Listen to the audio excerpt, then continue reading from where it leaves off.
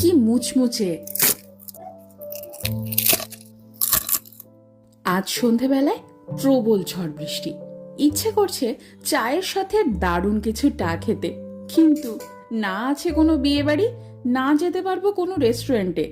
তাই তাই বাড়িতেই বানিয়ে ফেললাম খুব সহজ উপায়ে দারুণ একটা রান্না, চিংড়ি মাছের ব্যাটার ফ্রাই বা বাটার ফ্রাই, কোনটা ঠিক জানি না বাবা। এই নিয়ে যুক্তিতক্ক চলতে থাকুক, আমি বরং রান্নার দিকে এগোই। ছোট ছোট যা যা উপকরণ ও বাড়িতেই পেয়ে যাবে, সব ভিডিওতে লিখে দিয়েছি। মাথায় রাখতে হবে মাত্র দুটো জিনিস: চিংড়ি মাছকে 2 ঘন্টার জন্য ম্যারিনেট করে রাখতে হবে, আর ব্যাটার গোলাবার সময় ব্যবহার করতে হবে বরফ ঠান্ডা জল। খাস্তা মুচমুচে ব্যাটার ফ্রাই হতে আর কে আটকায়।